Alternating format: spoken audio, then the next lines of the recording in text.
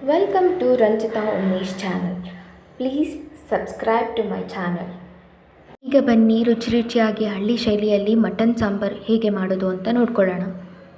ಬೇಕಾಗಿರುವ ಇಂಗ್ರೀಡಿಯೆಂಟ್ಸ್ 2 ಇಂಚಿನ ಶುಂಠಿ ತೊಗೊಂಡಿದ್ದೀನಿ, 1.5 ಗೆಡ್ಡೆ ಬೆಳ್ಳುಳ್ಳಿ, 1 ಗೆಡ್ಡೆ ಈರುಳ್ಳಿ, ಚಕ್ಕೆ, 3 ಲವಂಗ, 2 ಮೆಣಸು, ಸ್ವಲ್ಪ ಕೊತ್ತಂಬರಿ, 1 ಟೊಮೆಟೊ, 6 ಹಸಿಮೆಣಸಿನಕಾಯಿ, ಅರ್ಧ ಹೋಳಷ್ಟು ಕಾಯಿ ತುರಿ.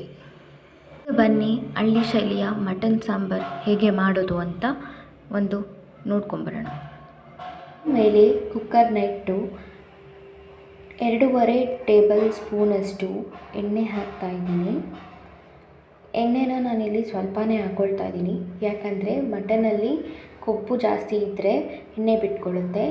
ಈಗ ನಾನು ತಗೊಂಡಂಥ 6 ಮೆಣಸಿನ್ಕಾಯಿ ಹಾಕ್ಕೊಳ್ತಾ ಇದ್ದೀನಿ, 1 ಗೆಡ್ಡೆ ಈರುಳ್ಳಿ.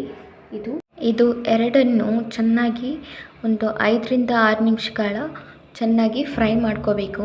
ಈರುಳ್ಳಿ ಅಂತೂ ಗೋಲ್ಡನ್ ಬ್ರೌನಿಷ್ ಕಲರ್ ಬರಬೇಕು. ಚೆನ್ನಾಗಿ ಫ್ರೈ ಆದಮೇಲೆ ನಾವು ಇದನ್ನು ಮಸಾಲ ರುಬ್ಕೊಳ್ಳೋದಕ್ಕೆ ತೊಗೊಂಡಿಟ್ಕೊಳ್ತೀವಿ. ಈ ಥರ ಫ್ರೈ ಮಾಡಿ ಇಟ್ಕೊಳ್ಳೋದ್ರಿಂದ ನಮ್ಮ ಮಾಡುವಂಥ ಮಟನ್ ಸಾಂಬಾರಿಗೆ ಒಂದು ಒಳ್ಳೆ ಟೇಸ್ಟ್ ಸಿಗುತ್ತೆ. ಸೊ ನೀವು ಈ ಥರ ಒಂದು ಸತಿ ಟ್ರೈ ಮಾಡಿ ನೋಡಿ. ಈರುಳ್ಳಿ ಮೆಣಸಿನ್ಕಾಯಿ ಮಾತ್ರ ಹುರ್ಕೊಳ್ತಾ ಇದ್ದೀನಿ ಇದಕ್ಕೆ. ಈಗ ಮಿಕ್ಸಿ ಜಾರ್ಗೆ ನಾವು ಹುರಿದಿಟ್ಕೊಂಡಿದ್ದಂಥ ಮೆಣಸಿನ್ಕಾಯಿ ಈರುಳ್ಳಿನ ಹಾಕ್ಕೊಳ್ತಾ ಇದ್ದೀನಿ. ಫುಲ್ಲು ನಾನು ಎಷ್ಟು ಹುರಿದಿಟ್ಕೊಂಡಿದ್ನಲ್ಲ ಅದಷ್ಟೂ ಹಾಕ್ಕೊಳ್ತಾ ಇದ್ದೀನಿ. ಅದಾದಮೇಲೆ ತೊಗೊಂಡಿದ್ದಂಥ ಚಕ್ಕೆ, ಲವಂಗ, ಮೆಣಸನ್ನ ಹಾಕ್ಕೊಳ್ತಾ ಇದ್ದೀನಿ. ತೊಗೊಂಡಿದ್ದಂಥ ಸ್ವಲ್ಪ ಕೊತ್ತಂಬರಿ ಕೂಡ ಈಗ ಹಾಕ್ಕೊಳ್ತಾ ಇದ್ದೀನಿ. ಆಮೇಲೆ 1 ಟೊಮೆಟೊ ಕೂಡ ಹಾಕ್ಕೊಳ್ತಾ ಇದ್ದೀನಿ. ನಿಮಗೆ ಕನ್ಸಿಸ್ಟೆನ್ಸಿ ಹೇಗೆ ಬೇಕು ಅಂತ ನೋಡ್ಕೊಂಡು ಹಾಕ್ಕೋಬೋದು ಟೊಮೆಟೊನ. 2 ಇಂಚು ಶುಂಠಿನೂ ಹಾಕ್ಕೊಳ್ತಾ ಇದ್ದೀನಿ. 1.5 ಅಷ್ಟು ಬೆಳ್ಳುಳ್ಳಿ ಬಿಡಿಸಿ ಇಟ್ಕೊಂಡಿದ್ದಂಥದ್ದು ಅದನ್ನು ಹಾಕ್ಕೊಳ್ತಾ ಇದ್ದೀನಿ. ಇದಿಷ್ಟು ಹಾಕ್ಕೊಂಡ ನಂತರ ಧನಿಯಾ ಪುಡಿ 2.5 ಟೇಬಲ್ ಸ್ಪೂನ್ ಹಾಕ್ಕೊಳ್ತಾ ಇದ್ದೀನಿ. ಸಾಂಬಾರ್ ಧನಿಯಾ ಪುಡಿ ಹಾಕ್ಕೊಳ್ತಾ ಇದ್ದೀನಿ. ನಿಮಗೆ ಸಾಂಬಾರ್ ಕನ್ಸಿಸ್ಟೆನ್ಸಿ ಹೇಗೆ ಬೇಕು ನೋಡಿಕೊಂಡು ಸಾಂಬಾರ್ ಪೌಡ್ರ್ ಹಾಕ್ಕೋಬೋದು. ಅರ್ಧ ಸ್ಪೂನಷ್ಟು ಖಾರದ ಪುಡಿ ಹಾಕ್ಕೊಳ್ತಾ ಇದ್ದೀನಿ. ಈಗ ಗಸಗಸೆ ಕೂಡ ಹಾಕ್ಕೊಳ್ತಾ ಇದ್ದೀನಿ. ಅರ್ಧ ಬೌಲಷ್ಟು ತೆಂಗಿನಕಾಯಿ ತುರಿ ತೊಗೊಂಡಿದ್ನಲ್ಲ ಅದಷ್ಟು ಜಾರಿಗೆ ಹಾಕ್ಕೊಳ್ತಾ ಇದ್ದೀನಿ. ಈಗ ಅದನ್ನ ಮಿಕ್ಸ್ ಮಾಡ್ಕೊಳ್ಳೋಣ ಬನ್ನಿ. ಮಿಕ್ಸಿಯಲ್ಲಿ ಚೆನ್ನಾಗಿ ಮಿಕ್ಸ್ ಆಗಿದೆ. ಈ ಕನ್ಸಿಸ್ಟೆನ್ಸಿಯಲ್ಲಿ ನೀವು ರುಬ್ಕೋಬೇಕಾಗುತ್ತೆ. ತೊಗೊಂಡಿರುವಂಥ ಮಸಾಲಾನ ಈ ಕನ್ಸಿಸ್ಟೆನ್ಸಿಗೆ ರುಬ್ಕೊಂಡು ಆದಮೇಲೆ ತಿರ್ಗಾ ಸ್ಟವ್ ಮೇಲೆ ಒಂದು ಕುಕ್ಕರ್ನ ಇಟ್ಟು ಅದಕ್ಕೆ 2 ಸ್ಪೂನಷ್ಟು ನೀವು ಎಣ್ಣೆ ಹಾಕ್ಕೋಬೇಕಾಗತ್ತೆ. ಯಾಕಂದರೆ ಮಟನಲ್ಲಿ ಜಾಸ್ತಿ ಎಣ್ಣೆ ಬಿಟ್ಕೊಳ್ಳುತ್ತೆ. ಕೊಬ್ಬು ಜಾಸ್ತಿ ಇದ್ದರೆ ಸ್ವಲ್ಪ ಎಣ್ಣೆ ಕಡಿಮೆ ಹಾಕ್ಕೊಳ್ಳಿ. ಕೊಬ್ಬು ಕಡಿಮೆ ಇದ್ದರೆ ಎಣ್ಣೆ ನೀವು 2ರಿಂದ 3 ಸ್ಪೂನಷ್ಟು ಹಾಕ್ಕೋಬೋದು. ಸ್ವಲ್ಪ ಎಣ್ಣೆ ಕಾಯುವವರೆಗೂ ಇದ್ಬಿಟ್ಟು ಎಣ್ಣೆ ಸ್ವಲ್ಪ ಚೆನ್ನಾಗಿ ಕಾಯ್ದಿದೆ. ಈಗ ಒಗ್ಗರಣೆಗೆ ಅಂತ ಸ್ವಲ್ಪ ಈರುಳ್ಳಿನ ಹಾಕ್ಕೊಳ್ತಾ ಇದ್ದೀನಿ. ಅಂದರೆ ನಾನು ಚೆನ್ನಾಗಿ ಮಟನ್ ಬೇಯಿಸ್ಕೊಳ್ಳೋದಕ್ಕೆ ಈರುಳ್ಳಿ ಒಂದು ಟೇಸ್ಟ್ ಸ್ಮೆಲ್ ಗಮಲ ಚೆನ್ನಾಗಿ ಇಟ್ಕೊಳ್ಳುತ್ತೆ ಮಟನಿಗೆ. ಸೊ ನಾನು ಒಗ್ಗರಣೆಗೆ ಸ್ವಲ್ಪ ಈರುಳ್ಳಿ ಕೂಡ ಹಾಕ್ಕೊಳ್ತಾ ಇದ್ದೀನಿ. ಈರುಳ್ಳಿನೂ ಚೆನ್ನಾಗಿ ಸ್ವಲ್ಪ ಗೋಲ್ಡನ್ ಬ್ರೌನ್ ಕಲರ್ ಬರೋವರೆಗೂ ಹುರ್ಕೋಬೇಕು. ಚೆನ್ನಾಗಿ ಹುರ್ಕೊಂಡಿಲ್ಲ ಅಂದರೆ ಒಂಥರ ಹಸಿ ಸ್ಮೆಲ್ ಉಳ್ಕೊಂಡ್ಬಿಡುತ್ತೆ, ಅದಕ್ಕೆ ಟೇಸ್ಟ್ ಚೆನ್ನಾಗಿ ಅನಿಸಲ್ಲ. ಈಗ ನಾನು ತೊಗೊಂಡಿರೋಂಥ ಅರ್ಧ kgಯಷ್ಟು ಮಟನ್ನ ಈಗ ನಾನು ಕುಕ್ಕರ್ಗೆ ಸರ್ವ್ ಮಾಡ್ಕೊತಾ ಇದ್ದೀನಿ. ಕುಕ್ಕರ್ಗೆ ನಾನು ಚೆನ್ನಾಗಿ ತೊಳೆದು ನೀರನ್ನ ಸೋರಿಸಿ ಚೆನ್ನಾಗಿ ಇಟ್ಕೊಂಡಿರೋವಂಥ ಮಟನ್ನ ಈಗ ಹಾಕ್ಕೊಂಡಿರೋದು.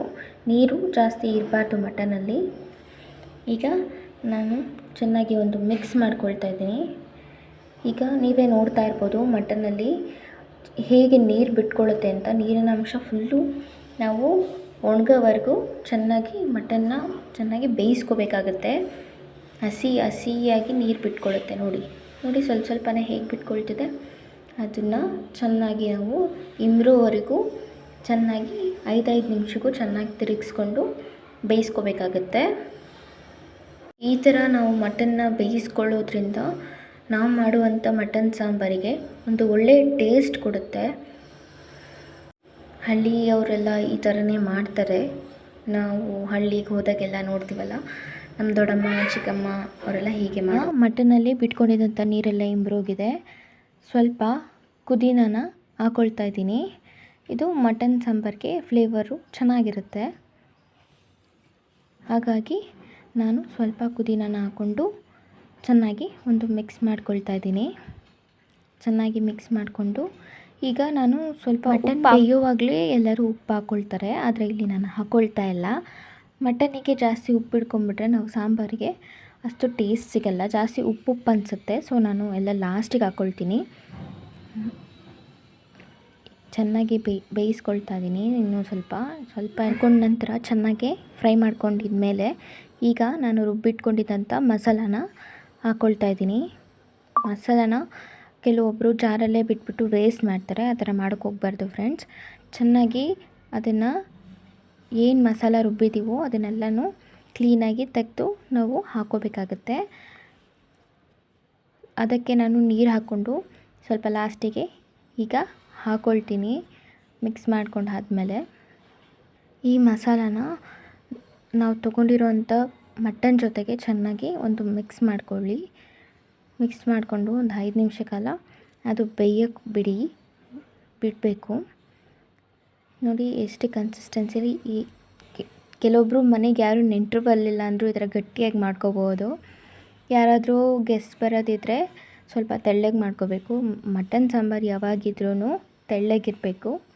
ಹಾಗೆ ನಾನು ರುಬ್ಬಿಟ್ಕೊಂಡಿದ್ದಂಥ ಮಸಾಲ ಜಾರಲ್ಲಿ ಏನು ಮಸಾಲ ಮಿಕ್ಕಿತ್ತಲ್ಲ ಅದಕ್ಕೆ ನೀರು ಹಾಕ್ಕೊಂಡು ಅದನ್ನೇ ನಾನು ಕುಕ್ಕರ್ಗೆ ಯೂಸ್ ಮಾಡ್ಕೊಳ್ತಾ ಇದ್ದೀನಿ. ಈಗ ಮಟನ್ ಸಾಂಬಾರಿಗೆ ಎಕ್ಸ್ಟ್ರಾ ನೀರು ಹಾಕ್ಕೊಳ್ಳೋದ್ಕಿಂತ ನಾವು ಜಾರಿಗೇ ಆ ನೀರನ್ನ ಹಾಕ್ಕೊಂಡು ಜಾರಿಂದ ಏನು ಉಳಿದಿರುತ್ತಲ್ಲ ಮಸಾಲಾನ ಅದನ್ನು ಕುಕ್ಕರ್ಗೆ ಹಾಕೋಬೋದು. ಈಗ ಚೆನ್ನಾಗೆ ಮಿಕ್ಸ್ ಮಾಡಿಕೊಂಡು ಮಟನ್ ಜೊತೆ ಎಲ್ಲ ಚೆನ್ನಾಗಿ ಹೊಂದ್ಕೊಳ್ಳೋ ಥರ ಚೆನ್ನಾಗಿ ಮಿಕ್ಸ್ ಮಾಡಬೇಕಾಗತ್ತೆ. ಈಗ ಮಟನ್ ಸಾಂಬಾರು ಪೂರ್ತಿಯಾಗಿ ರೆಡಿಯಾಗಿದೆ. ಅದಕ್ಕೆ ಲಾಸ್ಟಾಗಿ ಒಂದು ಟಚ್ ಕೊಡೋಣ. ಅದೇ ಉಪ್ಪು ಹಾಕ್ಕೊಂಡಿರಲಿಲ್ಲ ನಾನು ಹೇಳಿದಾಗೆ. ಈಗ ಮಟನ್ ಸಾಂಬಾರಿಗೆ ನಾವು ತೊಗೊಂಡಿರೋ ಅರ್ಧ kg ಮಟನ್ನಿಗೆ ಸಾಂಬಾರಿಗೆ ಎಷ್ಟು ಬೇಕಾಗಿದೆ ಅಷ್ಟು ಉಪ್ಪನ್ನ ರುಚಿಗೆ ತಕ್ಕಷ್ಟು ಹಾಕ್ಕೊಂಡು ಒಂದು ಮಿಕ್ಸ್ನ ಮಾಡ್ಕೋತಾ ಇದ್ದೀನಿ. ಚೆನ್ನಾಗೆ ಮಿಕ್ಸ್ ಮಾಡ್ಕೋಬೇಕು. ಉಪ್ಪು ಹಾಕಿದ ನಂತರ ಪೂರ್ತಿಯಾಗಿ ರೆಡಿಯಾಗಿದೆ ಮಟನ್ ಸಾಂಬಾರು. ಈಗ ನಾನು ಕುಕ್ಕರ್ ಲಿಡ್ನ ಕ್ಲೋಸ್ ಮಾಡಿಕೊಂಡು ನಾವು ತೊಗೊಂಡಿರುವಂಥ ಮಟನ್ನು ಸ್ವಲ್ಪ ಎಳೆದಾದರೆ ಒಂದು 3 ವಿಷಲ್ ಕೂಗಿಸ್ಕೊಳ್ಳಿ. ಇಲ್ಲ ಬಲ್ತ್ಬಿಟ್ಟಿದ್ರೆ ಒಂದು 6ರಿಂದ 7 ಕೂಗಿಸ್ಕೋಬೇಕಾಗತ್ತೆ. ಇಲ್ಲಿ ನಾನು ತೊಗೊಂಡಿರುವಂಥ ಮಟನ್ನು ಎಳೆದಾಗಿರೋದ್ರಿಂದ ಒಂದು 3 ಕೂಗಿಸ್ಕೊಳ್ತಾ ಇದ್ದೀನಿ. 3 ಕೂಗಿಸ್ಕೊಂಡ್ರೆ ಸಾಕು. ಎಳೆ ಮಟನ್ನು ಬೇಗ ಬೆಂದೋಗುತ್ತೆ. ಕುಕ್ಕರ್ ಹಬೆ ಎಲ್ಲ ಹೋದ್ಮೇಲೆ ಕುಕ್ಕರ್ ಲಿಡ್ನ ಓಪನ್ ಮಾಡಿ ಹೀಗೆ ಕನ್ಸಿಸ್ಟೆನ್ಸಿಯಲ್ಲಿ ಸಾಂಬಾರಾಗಿದೆ. ನೀವೇ ನೋಡ್ತಾ ಇರ್ಬೋದು ಫ್ರೆಂಡ್ಸ್. ಜಾಸ್ತಿ ಎಣ್ಣೆನೂ ಬಿಟ್ಕೊಂಡಿಲ್ಲ. ಹಾಗಾಗಿ ಲಾಸ್ಟಿಗೆ ನಾನು ಸ್ವಲ್ಪ ಕೊತ್ತಂಬರಿನ ಹಾಕ್ಕೊಳ್ತಾ ಇದ್ದೀನಿ ಫೈನಲ್ಲಾಗಿ. ಈಗ ಒಂದು ಮಿಕ್ಸ್ ಮಾಡಿಕೊಂಡು ನೋಡಿ ಎಷ್ಟು ಕನ್ಸಿಸ್ಟೆನ್ಸಿಯಲ್ಲಿ ಸಾಂಬಾರು ರೆಡಿಯಾಗಿದೆ ಅಂತ. ಈ ಥರ ತೆಳು ಇರಬೇಕು. ಮಟನ್ ಸಾಂಬಾರು ಯಾವತ್ತಿದ್ರೂ ಗಟ್ಟಿ ಇರಬಾರ್ದು. ಗಟ್ಟಿನೂ ಮಾಡ್ಕೋಬೋದು. ಈಗ ನಾನು ಸರ್ವ್ ಮಾಡ್ಕೊಳ್ಳೋದಕ್ಕೆ ರೆಡಿಯಾಗಿದೆ. ಮುದ್ದೆ, ಈರುಳ್ಳಿ, ಸೌತೆಕಾಯಿ ಜೊತೆಗೆ ಮಟನ್ ಸಾಂಬಾರು ರುಚಿಯಾಗಿ ಹಳ್ಳಿ ಶೈಲಿಯಲ್ಲಿ ನಿಮ್ಮ ಮುಂದೆ ಈಗ ರೆಡಿಯಾಗಿದೆ. ನೀವು ಕೂಡ ಮಾಡಿ ನಾನು ಮಾಡಿರುವಂಥ ಮಟನ್ ಸಾಂಬಾರು ನಿಮಗೆ ಇಷ್ಟ ಆಗಿದ್ದಲ್ಲಿ ಪ್ಲೀಸ್ ಸಬ್ಸ್ಕ್ರೈಬ್ ಮಾಡಿ, ಶೇರ್ ಮಾಡಿ, ಹಾಗೆ ಲೈಕ್ ಮಾಡಿ. Thanks for watching my channel. Thank you.